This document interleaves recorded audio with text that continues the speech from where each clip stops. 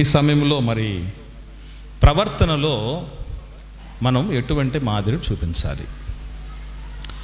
దేవుడు బైబిల్ గ్రంథంలో ఏది రాసినా కూడా ఎంతో విఘ్నతతో, లోతులతో, మేధస్సుతో రాయిస్తాడు. ఏవైతే ఈ 5 విషయాలు మనం చర్చించుకుంటూ ఉంటున్నామో వీటన్నిటి మధ్య ఒక సారూప్యత ఉంది. ఆ సారూప్యతలో భాగంగానే మొదటిగా మాట చెప్పి రెండవదిగా ప్రవర్తన గురించి ఎందుకు చెప్తున్నాడు అంటే, మాటకు ప్రవర్తనకు ఒక చక్కటి సంబంధం ఉంది, అవినాభావ సంబంధం ఉంది. ఏంటా సంబంధం అని ఆలోచన చేయగలిగితే మనందరి జీవితాల్లో ఎక్కడ ఫెయిల్ అయిపోతాం? మాట బాగుంటుంది, చాలామందిది తీరు బాగోదు కదా. మాటలో ప్రేమ కనబడుతుంది, ఏదో నోటితో నవ్వాడట మనిషి, నొసలతో వెక్కిరిచ్చాడట. అట్లాగా మన మాటల్లో ప్రేమ కనపడుతూ ఉంటుంది, మన మాటల్లో పవిత్రత కనపడుతుంది, మన మాటల్లో స్వచ్ఛత కనపడుతుంది, మన మాటల్లో నిస్వార్థం కనపడుతుంది, మన మాటల్లో ప్రేమ కనపడుతుంది. కానీ ఇది ప్రవర్తనలోకి వచ్చేసరికి మనం తేలిపోతూ ఉంటాం. కొన్ని విషయాలు బైబిల్ గ్రంథంలో గమనించగలిగితే, యాకోబు రాసిన పత్రిక 3వ అధ్యాయం 2వ వచనంలో, యాకోబు రాసిన పత్రిక 3వ అధ్యాయం 2వ వచనం చూద్దాం. మనము అనేక విషయములలో ఎంతమంది? అనేక విషయాల్లో మనమందరము తప్పిపోవచ్చున్నాము అన్నాడు. ఏమిటి తప్పిపోవటం అంటే ఏంటి అన్నదానికి కూడా కింద ఒక వివరణ ఇస్తున్నాడు ఆయన.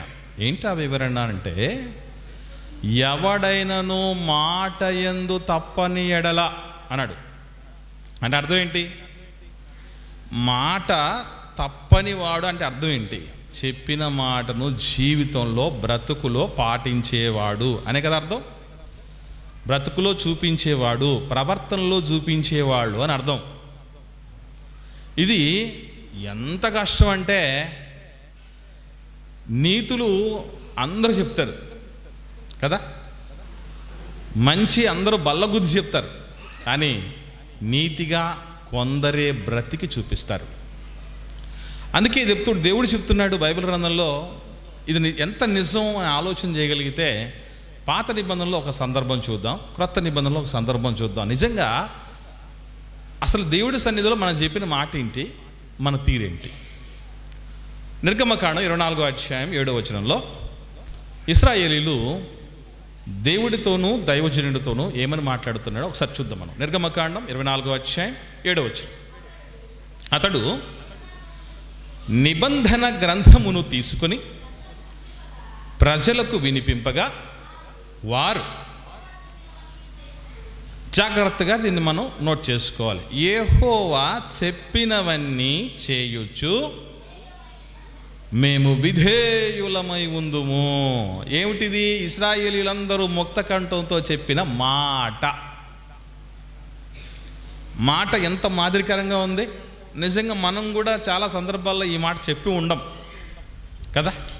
దేవుడు చెప్పిన ప్రతి మాటను మేము అనుసరిస్తూ విధేయులమై ఉంటాము అనే మాట మనం కూడా చెప్పి ఉండం. అయితే ఇప్పుడు తెలిసింది కనుక మాట మనం వల్లే వేయటం చాలా సులభం. చెప్పలేరే మాట?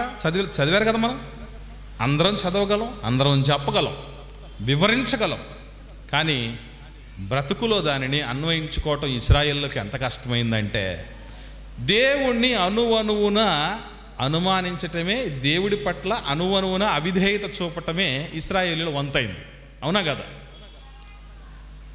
నేను మిమ్మల్ని మీ పితరులైనటువంటి అబ్రహాము, ఇస్సాకు, యాకోబులకు వాగ్దానం చేసినటువంటి దేశంలోనికి, వాగ్దాత దేశంలోనికి, సారవంతమైనటువంటి దేశంలోనికి, అంజూరాలు ద్రాక్షలు కలిగినటువంటి దేశంలోనికి, మీరు నాటనేటువంటి తోటలు కలిగినటువంటి దేశంలోనికి, మీరు త్రవ్వని బావులు కలిగినటువంటి దేశంలోనికి మిమ్మల్ని పంపిస్తానని దేవుడైతే చెప్పాడో దానిని నమ్మారా ప్రజలు అంటే నమ్మలేదు. ఆ మాటకు విధేయత చూపించారంటే చూపించలేదు. నీళ్లు దొరకకపోతే సనిగారు, గొనిగారు. సనుగుళ్ళు గొణుగుళ్ళు ఎవరికి తెలుసా? విధేయులకు ఉండవు. ఇంట్లో కూడా భర్త, భార్య, పిల్లలు, అమ్మనాన్నలు, తేబొట్టువులు, బంధువులు, స్నేహితులు, ఆత్మీయులు మన విషయంలో సనుగులాటలాడుతున్నారు అనుకోండి, అది పెనుగులాట కంటే చాలా ప్రమాదకరమైనది. ఆ సనుగు ఎప్పుడు వస్తుందంటే నమ్మకం లేనప్పుడు, అవిధేయత మనం కలిగి ఉన్నప్పుడే వస్తుంది. తిండి దొరకనప్పుడు, మాంసం దొరకనప్పుడు ఏడవటం జరిగింది, నీళ్లు లేనప్పుడు ఏడవటం జరిగింది. రకరకాలైనటువంటి గొంతెమ్మ కోరికలతో వాళ్ళు చేజేతులారా జీవితాన్ని నాశనం చేసుకున్నారు. మాట అయితే చెప్పారు. ఏమన్నారు? యెహోవా ఏదైతే చెప్పాడో దానంతటి ప్రకారం జీవించి విధేయులు అవుతామని. కానీ ఎక్కడ తేలిపోయారు వాళ్ళు? ప్రవర్తనలో తేలిపోయారు. మాట బాగుంది, చేత బాగలేదు. అలాగే కొత్త నిబంధనలో కూడా ఒక సందర్భం చూస్తే యేసుక్రీస్తు ప్రభులు వారు శిష్యులందరితో ఒక మాట చెప్తారు. మత్తయి సువార్త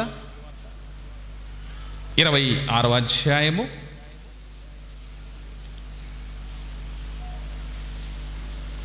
31వ వచనం చూద్దాం. మత్తయి సువార్త 26వ అధ్యాయం 31వ వచనం చూడగలిగితే, అప్పుడు యేసు వారిని చూచి, ఈ రాత్రి మీరందరూ నా విషయమై అభ్యంతరపడెదరు. యేసు ప్రభు అన్నాడు, ఈ రాత్రి మీరందరూ నా విషయమై అభ్యంతరపడతారు అని చెప్తూ అన్న తర్వాత పేతురు గారు అందరికంటే ముందు రెస్పాండ్ అయ్యేది ఆనే కదా. అసలు పేతురు గారికి ఒక పేరుంది, దుడుకు పేతురు అని. వాస్తవంగా చెప్పాలంటే పేతురు గారిలో చాలా సుగుణాలు ఉన్నాయి, మనం అందరూ నేర్చుకోవాల్సినవి. ఆయన పాదధూళికి కూడా సమానం కాదు ఇప్పుడు ప్రపంచంలో ప్రఖ్యాతిగాంచినటువంటి సేవకుడైన. సరే, ఏదేమైనా ఇక్కడ చూడగలిగితే పేతురు గారు ఏమంటున్నారు? 33వ వచనం. అందుకు పేతురు, నీ విషయమై అందరూ అభ్యంతర పడినదు నేను ఎప్పుడును అభ్యంతర పడనని ఆయనతో చెప్పగా. ఏమన్నాడు? అందరి పరిస్థితి వేరు, నా పరిస్థితి వేరు ప్రభువా. మనం కూడా చెప్పుకుంటూ ఉంటాం. అప్పుడప్పుడు మన పైత్యం ఎంతవరకు వస్తుందంటే, నీలాంటి వాళ్ళని 1000 మందిని చూసావరా అని ఎవరన్నా అన్నారు అనుకోండి, నాలాంటి వాళ్ళని చూసి ఉంటావు కానీ నన్ను చూసి ఉండవు నువ్వు అంటావు. వినరా? నాలాంటి వాళ్ళని చూసి ఉంటావు కానీ నన్ను చూసి ఉండవు అని అంటారు. వాహ్ వాహ్, వాటే డైలాగ్ అనిపిస్తుంది. డైలాగులు ఏముందండి, ఎవడన్నా చెప్తాడు. డైలాగ్ కింగుల్లా అని పిలవబడిన వాళ్ళు కూడా లోకంలో చాలామంది ఉన్నారు, కానీ ఎక్కడా తేలిపోతారు. పేతురు గారు ఏమన్నారంటే, అందరూ అభ్యంతరపడినా నేను అభ్యంతరపడను ప్రభువా, నా గురించి నీకు పెద్దగా తెలిసినట్లేదు అన్నట్టు మాట్లాడుతూ ఉంటే యేసు ప్రభు అన్నాడు 34వ వచనం. యేసు అతను చూచి, ఈ రాత్రి కోడి కొయ్యక మునిపే నీవు నన్ను ఎరుగనని ముమ్మారు చెప్పేదవని నిశ్చయముగా చెప్పుచున్నాను. అంతటితో ఆగితేగా ఆయన ఇంకా ముందుకు సాగాడు. పేతురు గారు ఏమన్నారు మళ్ళీ? 35వ వచనం. పేతురు ఆయన చూసి, నేను నీతో కూడా చావలసి వచ్చినా నిన్ను ఎరుగనని చెప్పను. ఎంతసేపండి, ఎంత బాగున్నాయి కదా మాటలు. పేతురు గారు ఏమన్నారు మరి? ఓ చెప్పించుకున్నాడు, ఒట్టు పెట్టుకున్నాడు. ఎన్నెన్ని ఆయన నాకు తెలియదు, ఇదిగో నీవు నజరేయుడైన యేసుతో పాటు ఉన్నవాడివే కదా అని మాట్లాడితే 3 సార్లు బొంకేస్తాడు కదా. అంటే మీరు బాగా గమనించండి ప్రియులరా, పేతురు గారు అంతటి మహానుభావుడే. యేసు ప్రభు యొక్క అన్ని రకాలైనటువంటి సహచర్యాలు, ఆయనలో ఉన్నటువంటి శక్తి సామర్థ్యాలు దగ్గరలో ఉండి అందపుచ్చుకున్నటువంటి మహానుభావుడే ప్రవర్తనలోకి వచ్చేసరికి తేలిపోతున్నాడంటే మాట బాగా చెప్పాడు. అందరూ నీ విషయమై అభ్యంతరపడినా నేను అభ్యంతరపడను ప్రభువా, ఇంకా నీతో చావలసి వచ్చినా కూడా నేను నిన్ను వదిలిపెట్టను అని అంటారు. మనం కూడా పాటలు ఎట్లా ఉంటాయంటే, అబ్బో ఏమున్నా లేకున్నా నీకోసం నేను బతికేస్తాను ప్రభువా, నువ్వు ఉంటే నాకు చాలు ప్రభువా అని అన్నోళ్ళం మనం ఏమంటామంటే, సరుకులు లేకపోతే ఎట్లా ప్రభువా, ఇల్లు లేకపోతే ఎట్లా ప్రభువా, ఉద్యోగం లేకపోతే ఎట్లా ప్రభువా, అమ్మాయి పెళ్ళం లేకపోతే ఎట్లా ప్రభువా, మొగుడు లేకపోతే ఎట్లా ప్రభువా, పిల్లలు లేకపోతే ఎలా ప్రభువా, ఆరోగ్యం లేకపోతే ఎలా ప్రభువా, ఐశ్వర్యం లేకపోతే ఎలా ప్రభువా, అప్పులు ఇలాగే మిగిలింటే ఎలా ప్రభువా, బయటికి ఏమన్నావు నువ్వు ఉంటే చాలు ప్రభువా.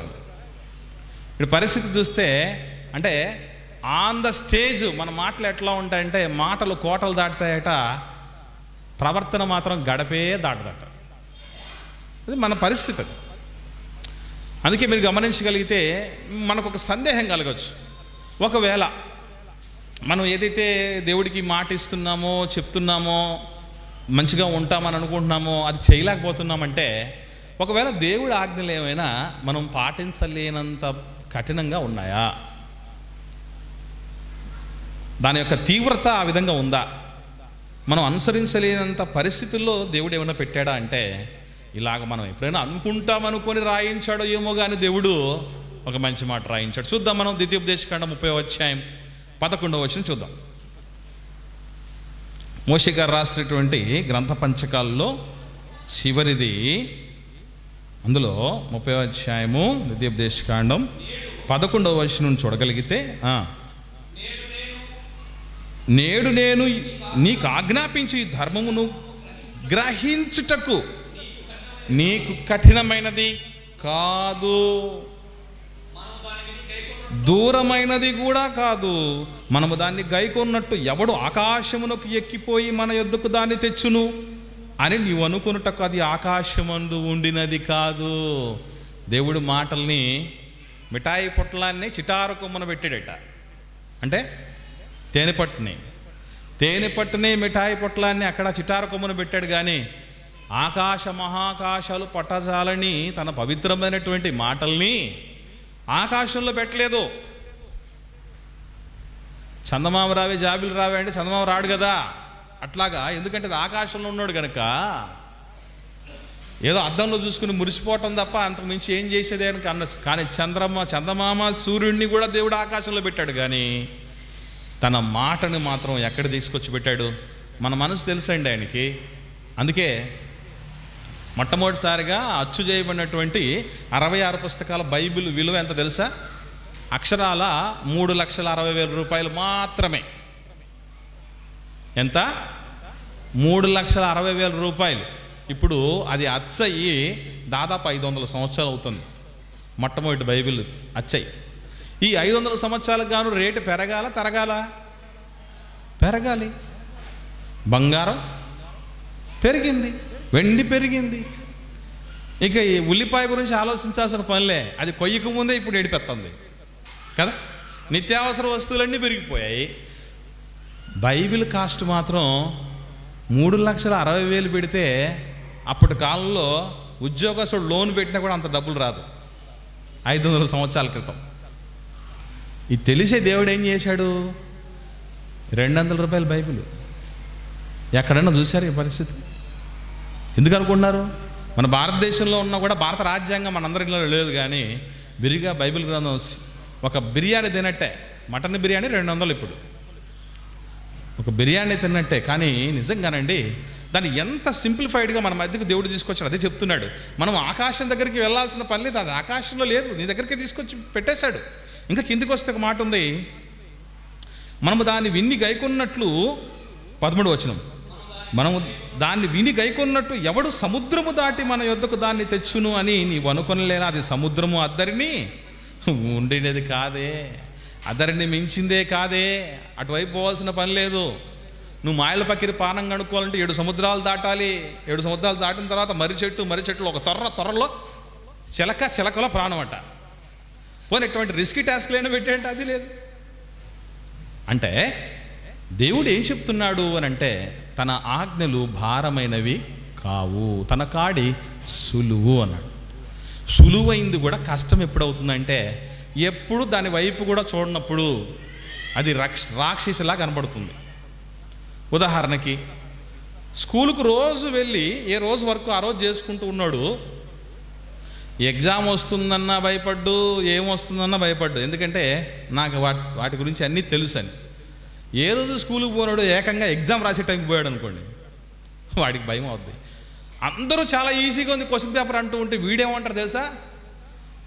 అమ్మా చాలా కష్టంగా ఉంది క్వశ్చన్ పేపర్. వాడికి ఎందుకు కష్టం అనిపించిందంటే, సులభమైంది వాడే చేతులారా కఠినతరం చేసుకున్నాడు. మరి ప్రవర్తనలో మనం మాదిరి కనపరచాలంటే ఎట్లా ఉండాలి? ఎటువంటి మాదిరిలో కలిగినటువంటి వ్యక్తులు దేవుడు మనకు అనుగ్రహించడం జరిగింది? ఈ విషయాలను కొంచెం మనసులో పెట్టుకొని ముందుకు సాగగలిగితే, మొదటిగా యేసుక్రీస్తు ప్రభుల వారిని చూద్దాం. మనం ఆయన ఎటువంటి మాదిరిని కలిగినటువంటి వ్యక్తో ప్రవర్తన విషయంలో గమనించగలిగితే మత్తయి సువార్త 28వ అధ్యాయంలో మొదటి 6 వచనాలు, అందులో మనకు 6వ వచనం చాలా ప్రాముఖ్యమైనది. యేసుక్రీస్తు పునరుత్థానుడై తిరిగి లేచిన తర్వాత దేవదూత సమాధి రాయి మీద కూర్చుండి మగ్దలేని మరియతో మిగిలినటువంటి వాళ్ళతో మాట్లాడుతున్న సందర్భం అది. ఈ సందర్భంలో 6వ వచనంలో ఏమనుంది? దేవదూత ఏమని మాట్లాడుతుంది? ఆయన ఇక్కడ లేడు, తాను చెప్పినట్టే ఆయన లేచి ఉన్నాడు. పాట కూడా పాడతాం కదా మనం, లేతునని తా చెప్పినట్లు లేఖనములో పలికినట్లు లేచినాడురా సమాధి గెలిచినాడురా. ఏదైతే చెప్పాడో నిజంగా చెప్పడం కూడా ప్రపంచంలో ఎప్పుడు ఇంతవరకు ఈ మాట అయితే చెప్పలే. గొప్ప గొప్ప కోట్స్ అయితే చేయటం జరిగింది, కానీ నేను చచ్చిపోయిన తర్వాత 3 రోజులు సమాధిలో ఉంటాను, ఆ తర్వాత లేచి మీ కళ్ళ ముందే కనపడతానని చెప్పిన మహానుభావుడు, మహాగణుడు, బలవంతుడైన దేవుడు ఎవరన్నా ఉన్నారంటే అది యేసుప్రభువే. ఆయన చెప్పినట్టే చేసేవాడు. మీరు చరిత్రలో చూడండి, యేసుక్రీస్తు పరిస్థితి చూస్తే మాటలో ఆయన మాదిరే, అలాగే క్రియల్లో లేదా ప్రవర్తనలో కూడా ఆయన మాదిరి కలిగినటువంటి వ్యక్తి. అపోస్తలుల కార్యములు మొదటి అధ్యాయం 3వ వచనంలో, అపోస్తలుల కార్యములు మొదటి అధ్యాయం 3వ వచనంలో ఇలాగ చెబుతున్నాడు దేవుడు. చూద్దాం. అపోస్తలుల కార్యములు మొదటి అధ్యాయం 3వ వచనంలో ఏమనుంది? ఆయన శ్రమపడిన తర్వాత 40 దినముల వరకు వారికి అగపడుచు దేవుని రాజ్య విషయములను గురించి వారికి బోధించుచు. 2వ వచనం చూద్దామండి, 2వ వచనం చూద్దాం. తర్వాత ఆయన పరమునకు చేర్చుకొనబడిన దినం వరకు ఆయన చేయుటకు బోధించుటకు ఆరంభించి. చాలా ఈ 2 విషయాలు మనసు పెట్టుకుందాం. ఏం చేశాడట ఆయన? చేశాడు, బోధించాడు. చేయటం అంటే అర్థం ఏంటి? చేయటం అంటే పాటించటం, ప్రవర్తించటం. బోధించటం అంటే మాట చెప్పటం. యేసు ప్రభు లోకానికి ముందు మాట చెప్పాడా, పాటించాడా? ఏమనుంది అక్కడ? చేయుటకు, బోధించుటకు. చేశాడు, బోధించాడు, చేశాడు, బోధించాడు.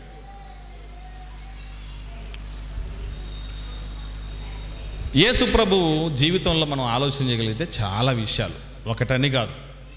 మీ శత్రువులను ప్రేమించండి, వారి కోసం మీరు ప్రార్థన చేయండి అన్నాడు. ప్రేమించాడు, వారి కోసం ప్రార్థన చేశాడా?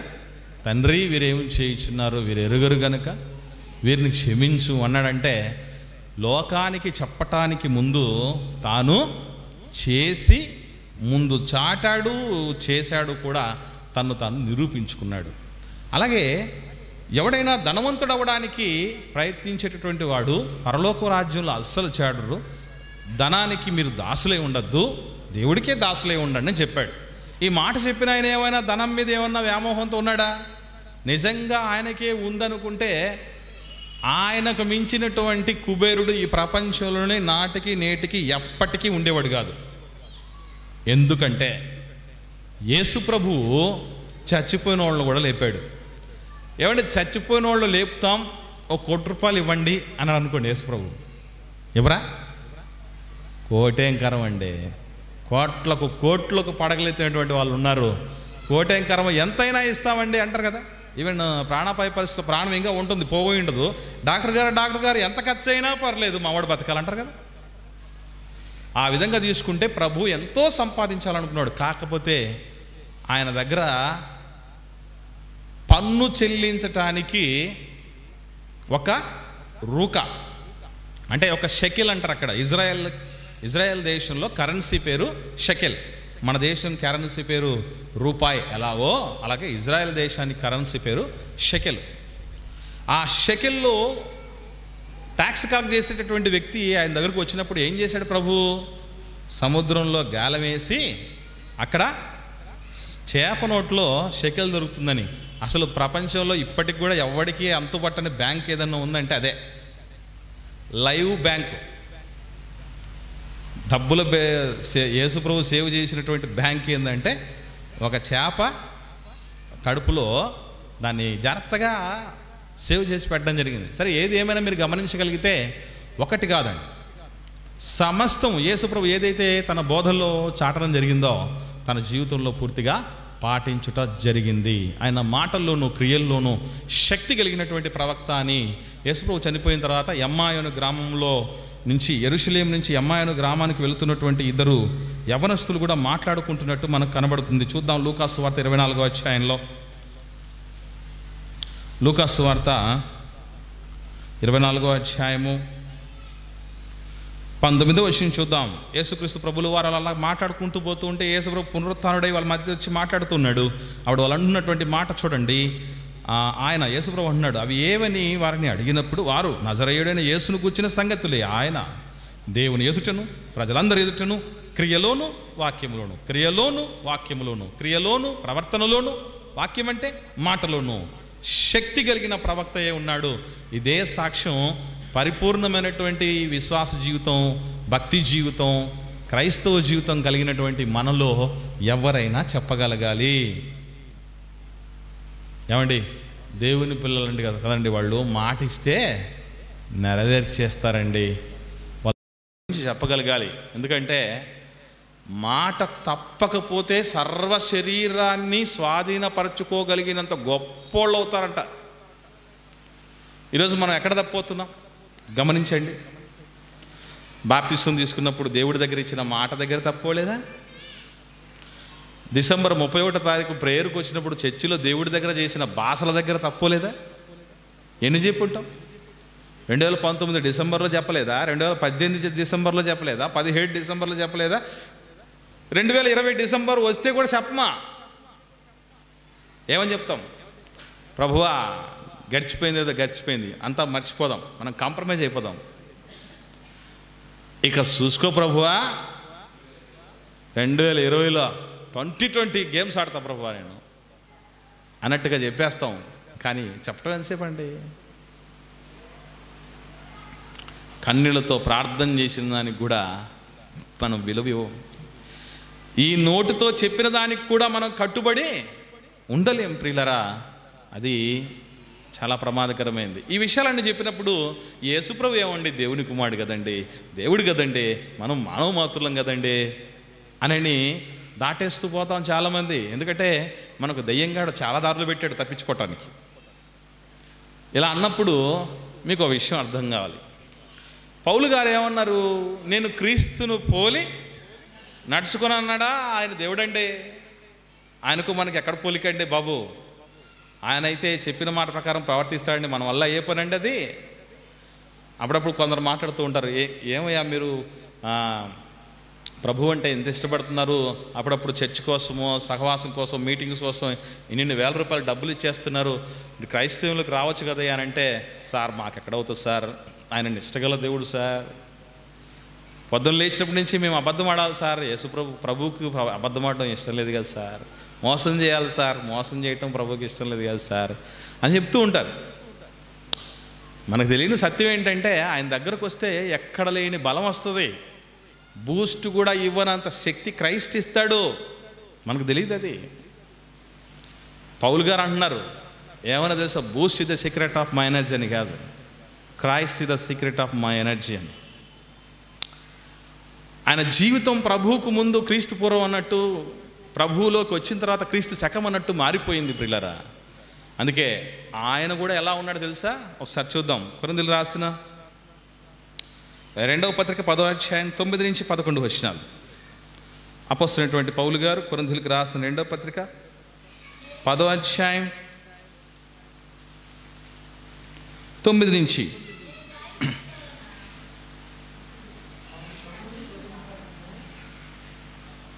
11వ వచనం చదువుదాం. 11వ వచనం చదువుదాం మనం.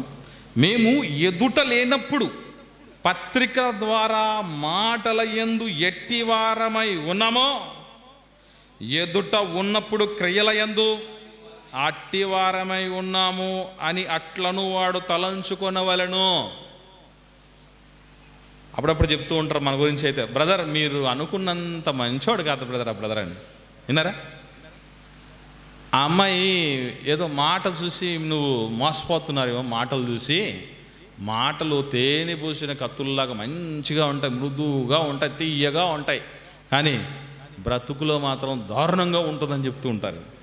పౌలు గారు అన్నారు, ఏమన్నా తెలుసా, మాటల్లో మేము ఎట్లున్నామో పత్రిక రాసామే, పత్రిక రాసినది మా బ్రతుకే అంటున్నాడు. మాటల యందు ఎట్టివారమై ఉన్నామో క్రియల్లో కూడా అట్టివారమై ఉన్నాము. లోకం అంటే మనకు ఆశ ఉండకూడదండి అని సేవకుడు మాట్లాడతాడు. ఎంతసేపు అండి, శాస్త్రులు పరిచయాలు కూడా వారు చెప్పుదురే కానీ చెయ్యరట. ఇతరులకు బోధించిన నీవు నీకు నీవే బోధించుకున్నవా అని సేవకుడికి కూడా చొరకలు అంటిస్తూ ఉంటాడు దేవుడు. ఎందుకంటే ఈరోజు క్రైస్తవ్యం నుంచి చాలామంది రావాలి క్రిస్టియానిటీలోకి ఎన్నోసార్లు చెప్తూ ఉంటారు. ఎవరు, మహాత్మా గాంధీ గారు లాంటి వాళ్ళు, వివేకానంద లాంటి వాళ్ళు ఏమన్నా తెలుసా, I love Christ but not Christians అంటారు. నాకు యేసుప్రభు అంటే చాలా ఇష్టం, ఆయన అంటే చాలా ప్రేమ, కానీ క్రైస్తవులు అంటే ఇష్టం లేదు. ఇదేంటిది? కారణం ఏంటంటే క్రీస్తు ఆదర్శం క్రీస్తు దగ్గర ఆగిపోయింది. ఆయన చూపిన మాదిరి, మాటల మాదిరి, ప్రవర్తనలో మాదిరి పేతురు గారు, పౌలు గారు, అపోస్తల దగ్గరికి ఆగిపోయింది, మన వరకు రావట్లేదు ప్రియులరా. అలా ఉండటం కోసం కాదు దేవుడు ఈ స్థితిని మనకు ఇచ్చింది, ఇన్ని అవకాశాలు పొడిగిస్తున్నది కేవలం మనం మంచి మాదిరిని కలిగి ఉండాలనే తప్ప మరొక ఉద్దేశం కాదు. మీరు గమనించండి. సో మనలో మార్పు రావాలి. అప్పుడప్పుడు మన పరిస్థితి ఎట్లా ఉంటుందంటే, మాటకు పరిమితమై ప్రవర్తనలోకి లేకపోతే మన పరిస్థితి ఎట్లా ఉంటుంది. లోకంలో ఒక మనిషి మాట ఉంది, మంచి సామెత, తినమంటే నేను దున్నలా తింటాను అని దున్నలోకి పోతాడట మనిషి. దున్నమంటే దున్నడానికి నేను దున్నపోతుని కాదు దూడపిల్లని అంటాడట. అంటే దున్నడం అంటే ప్రవర్తనకు సంబంధించింది, తినటం అంటే మాట లాంటిదే. తినడానికి దున్నల్లోనూ, దున్నడానికి దూడల్లోనూ దూరేవట మనిషి. అందుకే మాటలైతే కోటలే దాటుతాయి, కానీ ప్రవర్తన చాలా ప్రాముఖ్యమైనది ప్రియులరా. ప్రతిజ్ఞ దగ్గర నుంచి మనం ఫెయిల్యూర్ అయిపోతున్నాం. India is my country, all Indians are my brothers and sisters అంటావు. పెళ్లి చేసుకునేటప్పుడైతే మా కులం వాడే మాకు కావాలి, మా కులం అమ్మాయి మాకు కావాలి. పోయిందా లేదా చెప్పండి. ఒకటి కాదు, ప్రతిజ్ఞ చేస్తున్న దగ్గర నుంచి, దేవుడి దగ్గర మాట ఇస్తున్న దగ్గర నుంచి, సందేశం విన్న తర్వాత ఒక తీర్మానం తీసుకున్న దగ్గర నుంచి, అన్ని దానిలో కూడా మనం ఫెయిల్ అయిపోతున్నాం కదండి. మాట ఇచ్చి తప్పనివాడు దేవుని బిడ్డ. ఏదైతే తీర్మానం తీసుకున్నాడో దాని విషయంలో ఎక్కడికి వెనకాడకుండా ఉండాలట. యెఫ్తా తీసుకున్న తీర్మానం ఎటువంటిదని ఆలోచన పక్కన పెడితే కాసేపు నేను శత్రువులను జయించి తిరిగి వచ్చేటప్పుడు నా ఇంట్లో నుంచి ఎవరు బయటకు వస్తారో వాళ్ళు నీకు దహన బలి చేస్తాను, లేదంటే నీకు ప్రతిష్ఠితం చేస్తానని మాట చెప్పాడు. తిరిగి వస్తున్నప్పుడు విజేతగా కూతురు వచ్చింది. ఒక కూతురే, ఆడబిడ్డలేరు, మగబిడ్డలేరు. నేను దేవుడికి మాట ఇచ్చానమ్మా, వెనక తీయలేని తల్లి అని అంటే, దేవుడికి మాట ఇచ్చావు కదా నాన్న, ఎవరికి ఇచ్చినా పర్లేదు, దేవుడికి మాట ఇస్తున్నప్పుడు జాగ్రత్తగా ఉండాలి, పర్లేదు నన్ను నువ్వేం చెప్పావు దాని ప్రకారం నేను చేస్తాను. ఇటువంటి వాళ్ళండి దేవునికి ఆదర్శం, పరిపూర్ణ జీవితం కలిగినవారు. అందుకే ఇక మీదట పొరపాటును కూడా దేవుడి సన్నిధిలో మాట ఇచ్చేటప్పుడు ఒళ్ళు దగ్గర పెట్టుకొని ఆయనకు మాట ఇవ్వాలి. ఎవరితో మాట్లాడుతున్నప్పుడు కూడా జాగ్రత్త వహించాలి. నోరుంది కదా అని మనం ఎటుబడితే అటు మాట్లాడటం, దేవుడిని ఏదో పొగుడో తెగుడో ఆయన బొట్టలో పడేయాలనుకోవటం చాలా పొరపాటు. మన సమస్తాన్ని ఆయన బాగా ఎరిగినటువంటి వాడు, అనవసరంగా హిట్ లిస్ట్లో పడకూడదు.